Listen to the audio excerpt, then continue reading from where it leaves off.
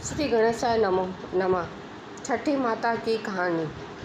एक राजा था और एक वजीर था। राजा के घर पुत्री का जन्म हुआ और वजीर के घर पुत्र का जन्म हुआ।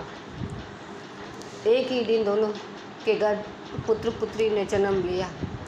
राजा अपनी जब रानी से मिलने गया तो रानी ने राजा से कहा कि आज छठी का दिन ने 6 दिन हुए, आज छठी का दिन ने छठी माता हमारी पुत्री का लेख लिखने आएंगे।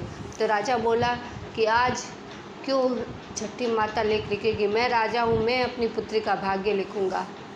पर रानी बोली कि ऐसा नहीं होता, छठी माता जो लेख लिखती है वही होता है, जो विधाता लेख लिखते हैं वही होता है। तो राजा हट करने लगा, नहीं मैं राजा ने कहा कि जब छठी माता आएगी तो मैं उसको बोलूँगा, पूछूँगा कि क्या लेख लिखे हैं, मैं उसको नहीं लिखने दूँगा। जब छठी का दिन को रात को छठी माता आई तो राजा गेट पर दरवाजे पर खड़ा था और छठी माता को रोक कर बोला कि आप पहले मेरे को बताओ कि आप क्या लेख लिखोगे। तो छठी माता बोली पहले मेरे को अंदर जाके लिख के आने दो, फिर मैं बताऊँ, वापस आकर बताऊँगी। तो राजा ने उनको अंदर जाने दिया, छठी माता को अंदर जाने दिया। और छठी माता जब वापस आई तो राजा पूछने लगा कि आपने क्या लिखा है लेख। तो छठी माता बोली कि मत पूछो, तुम बाद में पछताओगे। पर राजा जिद करने लगा कि नहीं मेरे को बताओ। तो छठी माता बोली कि तुम्हारे यहाँ पुत्री ने जन्म लिया है और वजीर के घर आज ही एक उसी दिन पुत्र ने जन्म लिया है, इन दोनों की शादी होगी। तो राजा को ये सुनकर बहुत ही आश्चर्य हुआ और क्रोध भी आया। छठी माता ऐसे कहकर चली गई। उधर राजा अपने कक्ष महल में पहुंचा और अपने सैनिकों को बुलाकर बोला कि वजीर के बेटे को लेके आओ। सैनिक गए और वजीर के बेटे को मांगा तो उन्होंने सुंदर से कपड़े में लपेट के राजा के सैनिकों को दे दिया। वजीर और वजीर की पत्नी ने वो सैनिक राजा के पास उस वजीर के बेटे को लेके आए तो राजा ने आज्ञा दी, इसको जंगल में फेंकवा दो और इसकी आंखें निकलवा के मेरे पास लेके आओ।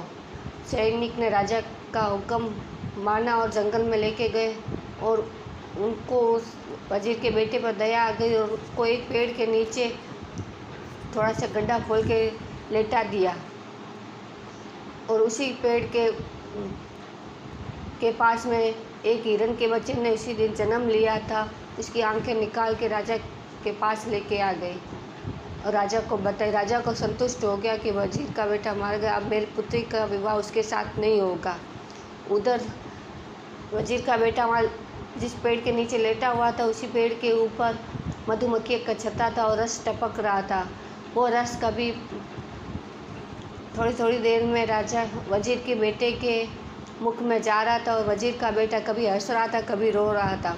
उधर वजीर और वजीर की पत्नी को मालूम चला कि राजा ने हमारे बेटे के साथ क्या किया तो उनको बहुत दुख हुआ और पछतावा हुआ और वो कि हमने क्यों राजा के पास अपने बेटे को भेजा।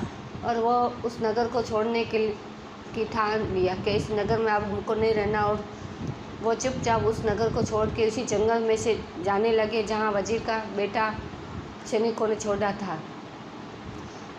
वहाँ पर वजीर की पत्नी को किसी बच्चे की रोने की आवाज़ आई तो वजीर की पत्नी बोली कि देखो किसी बच्चे की आवाज़ आ रही है। तो वजीर ने बोला कि तेरी कान में ऐसे ही आवाज़ आ रही होगी पुत्र के दुख में। लेकिन वजीर की पत्नी नहीं मानी और बोली कि ध्यानपूर्वक सुनो, किसी बच्चे की आवाज़ आ रही है। तो वजीर ने ध्यानपूर्वक सुना तो उसको भी आवाज़ आने लगी और वो दोनों उस दिशा में आगे धीरे धीरे बढ़ने लगे। बढ़ते गए जैसे जैसे आवाज़ तेज़ होने लगी और उन्होंने वहाँ जाकर देखा कि यहाँ तो कोई लड़का है और उन्होंने उसको गोद में ले लिया। गोद में लिया तो वो उसको पहचान लिया कि ये तो वही पुत्र है जो हमने सैनिकों को दिया था, वही कपड़ा जिसमें लपेट के सैनिकों को दिया था। और उसने पुत्र को गले से लगा कर प्यार करने लगे और विचार करने लगे, आपस में बात करने लगे कि हमको इस नगर छोड़ के चला कहीं और जाना चाहिए, नहीं तो राजा को पता चला तो हमारे बेटे को मार डालेंगे। और वो नगर छोड़ के कहीं और जाकर बसने लगे। इधर राजा की पुत्र भी दिनों दिन बड़ी होने लगी और उधर वजीर का बेटा भी बड़ा होने लगा।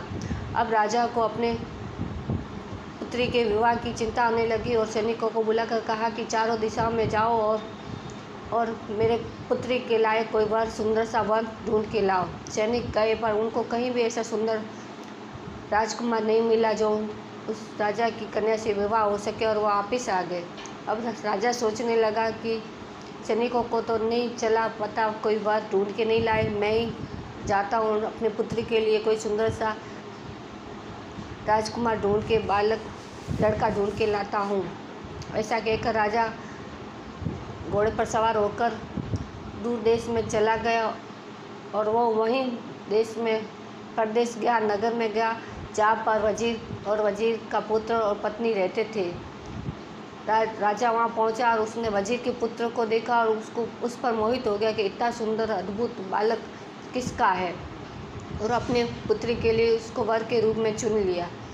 जब वजीर को पता चला कि राजा आए हैं तो वो राजा के पास गया। वो बोला, अंधाता हमको पहचाना नहीं। राजा बोला, आप कौन? तो वजीर बोला, मैं वही वजीर हूँ जिसके लड़के को आपने फेंकवा दिया था जंगल में, और यही मेरा पुत्र है। तो राजा को क्रोध आया और वो वजीर और राजकुमार से बोला कि मेरा एक संदेशा है, तुम मेरे नगर में पहुंचा दोगे महल में। तो वजीर और वजीर के पुत्र बोले कि आप तो हमारे अंधाता, आप जो कहोगे हम करेंगे।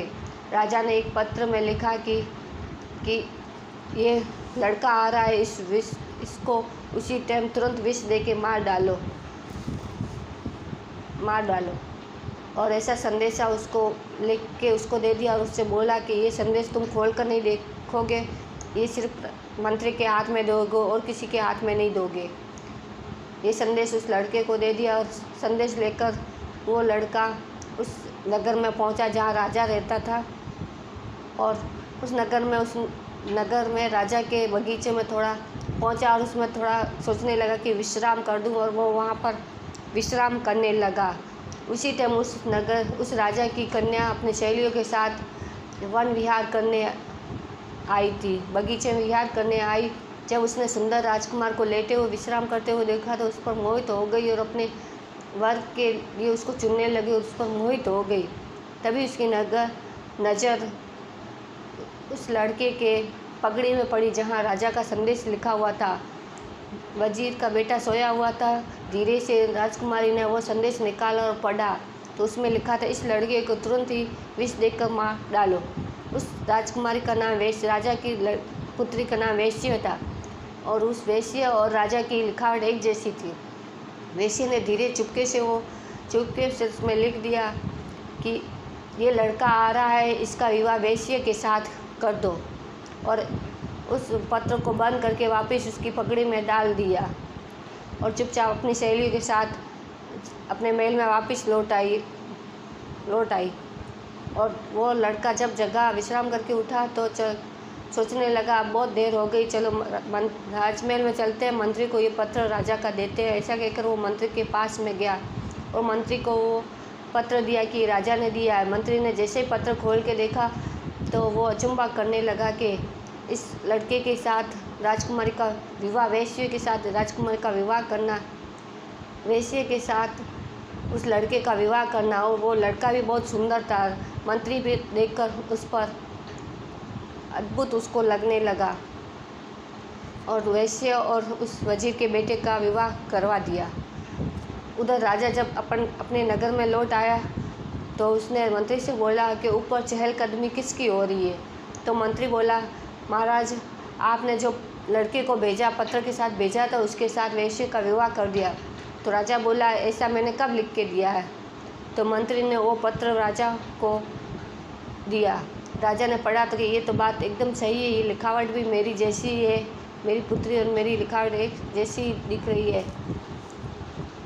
और वो अपने सैनिकों को बुलवाया और सैनिकों से बोला कि ये जब वजीर का बेटा ये मेरी पुत्री का वर जब सो रहा होगा तो इसको पलंग के समेत उठा के समुद्र के किनारे लेके जाना, और जब समुद्र की लहरें गहरी हो जाए तो इसको उस समुद्र की लहरों में डुबा देना। और सैनिकों ने वैसा ही किया। जब वो लड़का सो रहा था तो उसको उठा के समुद्र के किनारे लेके गए और पलंग समेत वहाँ उसको सुला दिया धीरे से। तो लहरें अभी धीरे धीरे चल रही थी, शांत थी। तो वो सैनिक विचार करने लगे कि अभी तो लहरें धीरे हैं, थोड़ी देर हम भी विश्राम करते हैं। तो वो सैनिक भी सो गए। सोते ही उनको नींद आ गई। और उधर जब वजीर का बेटा जगा तो वो सोचने लगा कि ये मैं कहाँ आ गया, यहाँ मेरे को कौन लेके आए। वो ऐसे विचार करके अपने राजमहल में वापस लौट आया। उधर राजा भी विचार करने लगा कि सैनिकों ने काम किया नहीं किया, चलो मैं देख के आता हूँ। और वो देखने गया तो पलंग खाली था। तो राजा बोला चलो काम हो गया, अब थोड़ी देर मैं यहाँ विश्राम करता हूँ, फिर महल में चला जाऊँगा।